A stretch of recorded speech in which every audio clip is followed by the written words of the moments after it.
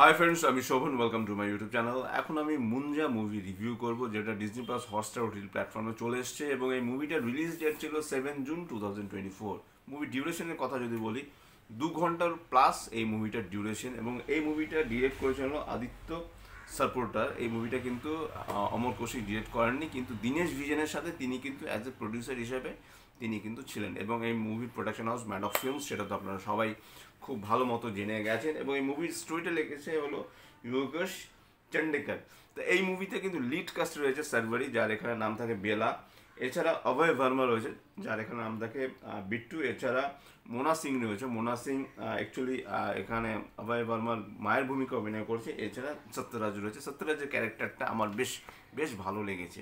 তো এবার আমি যদি একটা রিভিউতে আসি, সেটা হলো যে 10 বছরের একটা ব্রাহ্মণ ছেলে তার মৃত্যুর আগে এমনই একটা সিচুয়েশন ক্রিয়েট হয় এবং সেই ছেলেটা তার যে অতৃপ্ত আত্মা সেটা কেন ঘুরে বেড়ায় সেটা জানতে হলে অবশ্যই আপনাদের এই মুভিটা দেখতে হবে। অ্যাজ এ জনরা হিসাবে কিন্তু এই মুভিটা হরর কমেডি জনরা, যেটাকে কেন্দ্র করে কিন্তু ম্যাডক ফিল্মস অনেক এগিয়ে গেছে এবং তারা কিন্তু রীতিমতো একটা ইউনিভার্স সেট আপ করতে চলেছে। এখানেও কিন্তু অ্যাজ ইট ইজ সেই জিনিসটাই ঘটেছে। মুভিটা কিন্তু শেষ হওয়ার পর পোস্ট ক্রেডিট সিনে যেই জিনিসটা দেখা গেছে, সেই জিনিসটা দেখে অলরেডি আপনারা বুঝে যাবেন যে এই মুভির সাথে কিন্তু অন্য অন্য আরও দুটো মুভি রিলেটেড।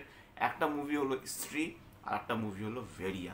তা স্ত্রীর প্রসঙ্গটা আমি এখানে বাদ দিলাম এই কারণেই, কারণ এখানে ভেরিয়ার সাথে কিন্তু একটা কানেকশন রয়েছে। এটাকে আমি সরাসরি স্পয়লার করছি এই কারণেই, কারণ অলরেডি কিন্তু এই মুভি রিলিজ থেকে কিন্তু প্রায় 3 মাস হতে চলেছে এই মুভি রিলিজ ডেট এবং ডিজনি প্লাস হটস্টারে অলরেডি অনেকে দেখা শুরু করেছে বা অনেকে দেখে উঠতেও পারেনি।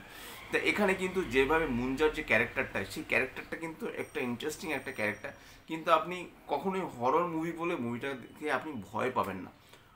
স্ত্রী দেখে কিন্তু আপনি মুভিটা দেখে অবশ্যই ভয় পাবেন, স্ত্রী 2 দেখে কিন্তু আপনি কিছুটা হলে ভয় পাবেন, কিন্তু মুঞ্জার যে ক্যারেক্টারটা সেখানে এই জিনিসগুলো দেখে আপনি ভয় পাবেন না। মুভির যে প্রিমিয়াম একটা ভাইব, সেটা কিন্তু মোটামুটি মুভির বিজিএমটা আর একটু ভালো হলে ভালো লাগতো। এবং মুভিটার রানিং লেন্থ কিন্তু ছোট হওয়ার কারণে মুভিটা শর্ট অ্যান্ড ক্রিস্পি হয়েছে, যার ফলে কী হয়েছে, মুভিটা কিন্তু স্টোরিটা যেভাবে এগিয়েছে, স্ক্রিন প্লেটা খুব ধরতে খুব সুবিধা হয়েছে, যার জন্য কোথাও গিয়ে মুভিটা বোরিং ফেস করতে হয়নি। আপনি যদি মুভিটা খেয়াল করেন, মুভিটা যদি আপনি দেখেন মন দিয়ে, আপনি কোথাও গিয়ে না মানে আপনার খারাপ লাগবে না। এবং সত্যি কথা বলতে এখানে যে হিউমারগুলোকে এমনভাবে সেট আপ করা হয়েছে, দেখে আপনি হাসতে কিন্তু বাধ্য হবেন। এমনভাবে দেখুন, একটা হরর মুভিতে আপনি হাসছেন, এই জিনিসটাকে কিন্তু ম্যাডক ফিল্মস কিন্তু রীতিমতো তারা কিন্তু এই অডিয়েন্সের এই পালসটা কিন্তু তারা ধরে নিয়েছে এবং 2018 সাল থেকে তারা একটার পর একটা মুভি নিয়ে আসছে এবং তারা খুব যত্ন নিয়ে মুভি বানান এবং তারা যেভাবে একটা ইউনিভার্স ক্রিয়েট করতে চলেছে সেটা কিন্তু রীতিমতো দেখার মতো। আমরা তো মার্ভেলে আমরা দেখি সেখানে একটা ইউনিভার্স ক্রিয়েট হয়, বা আমরা এলসিইউ যেটা সাউথে মুভি রিলিজ হচ্ছে সেখানেও কিন্তু ইউনিভার্স ক্রিয়েট করা হচ্ছে। কিন্তু বলিউড যেভাবে ইউনিভার্স তারা ফার্স্ট টাইম কিন্তু বলিউডে কিন্তু এর আগে কখনো কোনো ইউনিভার্স ক্রিয়েট করা হয়নি। তারা এরপরে হয়তো একটা মাল্টিভার্স টাইপের হয়তো তারা কিছু একটা ক্রিয়েট করবে এবং একটা মুভির সাথে একটা মুভি যে রিলেটেড, সেই জন্য আপনাদের অবশ্যই স্ত্রী 2, ভেরিয়া, মুঞ্জা, এই যে মুভিগুলো আপনাদের মুভিগুলো কিন্তু দেখতে হবে। কারণ আপনারা যদি মুভিগুলো যদি না দেখেন তাহলে কিন্তু আপনারা ঠিকঠাক মতো কানেক্ট করতে পারবেন না যে অ্যাকচুয়ালি কী জিনিস হতে চলেছে। তা সব মিলিয়ে কিন্তু আমার কিন্তু মুঞ্জা মুভিটা ভালো লেগেছে। মুঞ্জা মুভিতে দুটো গান রয়েছে, গান দুটো ভালো, এবং সবথেকে বড় কথা এখানে যে আননোন যে ফেস রয়েছে, সার্ভারিকে আপনারা সবাই জানেন, এবং এখানে অভয় ভার্মার যে ক্যারেক্টারটা বিট্টুর ক্যারেক্টারটা কিন্তু বেশ ইন্টারেস্টিং এবং তাকে দেখতে ভালো লেগেছে। তার একদম আননোন ফেস হলে কী হবে, সে কিন্তু যথেষ্ট ভালো অভিনয় করেছে। তার একটা বন্ধু রয়েছে স্পিলবার্গ, সে ভালো লেগেছে। সত্যরাজ, সেও কিন্তু যতটুকু সময় হালেলুইয়া সে যখন বলে হ্যান্ড অফ গড, এই যে কথাগুলো যখন বলে, বা সে যখন মানে কি করে মুঞ্জা থেকে তুমি মুক্তি পাবে, সেই যে সিকোয়েন্সগুলো যখন তৈরি হয়, ছাগলের একটা সিকোয়েন্স রয়েছে এবং সেটা কি করে একটা জায়গা থেকে একটা জায়গায় ভুলে চলে যায়, আমি সেটা স্পয়লার দিতে চাই না, যদি স্পয়লার দিলে আমার মনে হয় না খুব একটা ক্ষতি হবে। তারপরেও আমি বলবো যে যেভাবে মুভিটা এগিয়েছে, মুভির যে স্পিডটা যেভাবে এগিয়েছে, মুভির স্ক্রিন প্লেটা যেভাবে এগিয়েছে, কোথাও গিয়ে মুভিটা কিন্তু বোরিং ফিল দেবে না। এবং বাসের যে সিকোয়েন্সটা রয়েছে, যেটা আপনার ট্রেলারও দেখতে পাবেন, অন্য একটা মেয়েকে চর মানে অন্য একটা মেয়ে নয় একটা মহিলাকে চর মারে। তা যাই হোক সেই এলিগেশনটা সরাসরি বিট্টুর উপর এসে পড়ে, বা বিট্টুর সাথে বিট্টুর যে ঠাকুমার যে রিলেশনটা, ঠাকুমা আমি এখন বলবো না, দিদিমাই হবে, কারণ ওটা তুমি সম্ভবত মোনা সিংয়ের মা, সেই যে রিলেশনটা তৈরি হয় সেখানে গিয়ে আপনাদের একটা ভালো লাগা তৈরি হবে। বা এই যে তার দিদাকে যে মেরে ফেলে মুঞ্জা, বা তারপরেও যে তার দিদা তাকে যে একটা সাপোর্ট করে, হঠাৎ করে দিদা হারিয়ে যায়, বা এখানে যে ভিএফএক্স এর কাজগুলো অতটা নিখুঁতভাবে করা হয়নি, এটা বলাই বাহুল্য। কারণ দেখুন বলিউডে কিন্তু ভিএফএক্স এর কাজ কিন্তু স্ট্রং ভাবে কিন্তু খুব কমই করা হয়, কারণ বিদেশে যেরকম বিদেশে মুভিতে যেরকম একটা বাজেট ক্রিয়েট করা হয়, এখানে হিন্দি মুভিতে তো সেরকম বাজেট তো আমাদের থাকে না। তারপর আমি বলবো যে ভিএফএক্স এর কাজ এখানে মোটামুটি খুব যে পুয়ার সেটা না, অন অ্যাভারেজ একটা ভিএফএক্স এখানে কাজ ইউজ করা হয়েছে, এবং যতটুকু ইউজ করা হয়েছে ঠিকঠাক।